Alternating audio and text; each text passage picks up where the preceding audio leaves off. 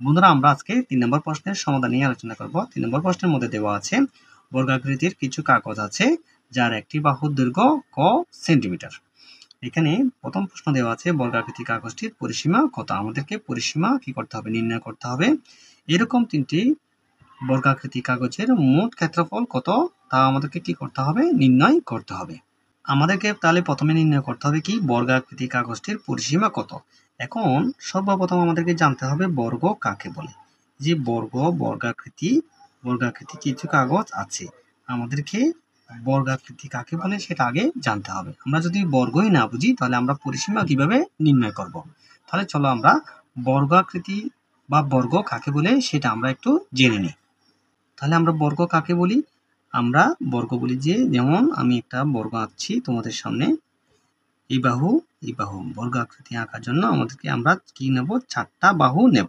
ধরো দেখো আমরা 4টা বাহু নিলাম। যেমন এখানে একটা বাহু, এখানে একটা বাহু, এখানে একটা বাহু, এখানে একটা বাহু, 4টা বাহু। এখানে 4টা বাহুর দৈর্ঘ্য কিন্তু সমান। যে কোণগুলো হচ্ছে সমকোণ। 4টা বাহুর দৈর্ঘ্য কিন্তু সমান এবং কোণগুলো সমকোণ।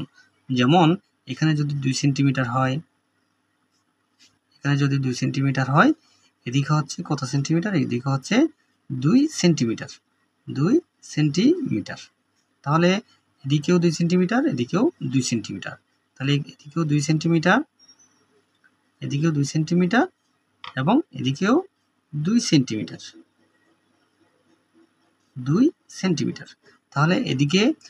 তাহলে আমরা চতুর্দিকে 2 সেন্টিমিটার করে পেলাম। তাহলে এখানে প্রত্যেকটা কোণে হচ্ছে সমকোণ এবং প্রত্যেকটা বাহুর দৈর্ঘ্য হচ্ছে 2 সেন্টিমিটার করে। এটাকে আমরা কি বলতে পারি, বর্গাকৃতি বলতে পারি।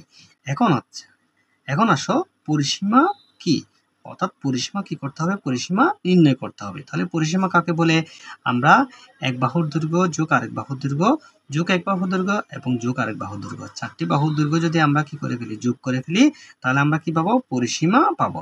বর্গাকৃতির বাহু 4টির দৈর্ঘ্যকে আমরা কি বলতে পারি, পরিসীমা বলতে পারি।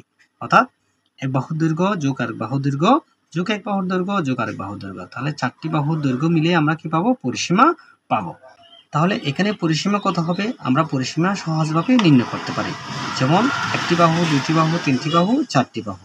তাহলে একটি বাহু যোগ একটি বাহু যোগ আরেকটি বাহু যোগ এবং আরেকটি বাহু। তাহলে 4টি বাহুর যোগফল হচ্ছে কত, 4টি বাহুর যোগফল হচ্ছে 8। তাহলে আমরা পরিসীমা পেয়ে গেলাম। তাহলে এখানে কত সেন্টিমিটার হলো, এখানে হচ্ছে 8 সেন্টিমিটার।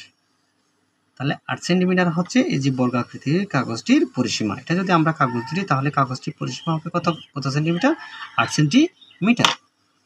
এখন আসো এখানে 2 সেন্টিমিটার না দিয়ে আমাদেরকে একটি বাহুর দৈর্ঘ্য দিলে কত, ক সেন্টিমিটার। তাহলে এটা হচ্ছে ক সেন্টিমিটার, এটাও হচ্ছে ক সেন্টিমিটার, এটা হচ্ছে ক সেন্টিমিটার এবং এটা হচ্ছে ক সেন্টিমিটার। তাহলে আমরা ক ক ক ক তাহলে আমরা 4 ক সেন্টিমিটার পেয়ে গেলাম। তাহলে আমরা এখানে লিখতে পারি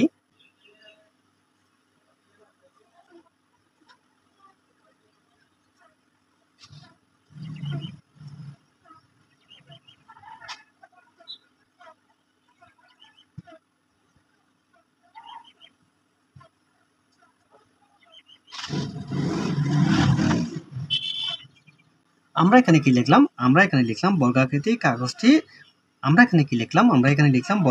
কাগজের পরিসীমা 4 ইন্টু এক বাহু দৈর্ঘ্য।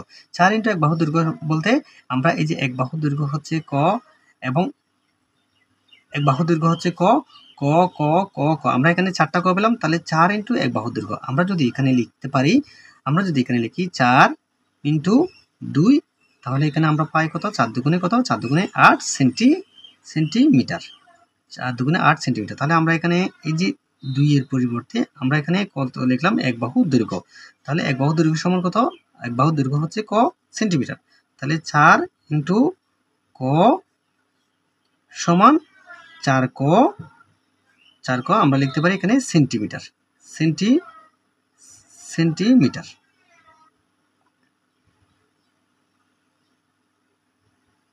তাহলে আমরা পরিসীমা নির্ণয় করে ফেললাম, আমরা পেলাম 4 ক সেন্টিমিটার।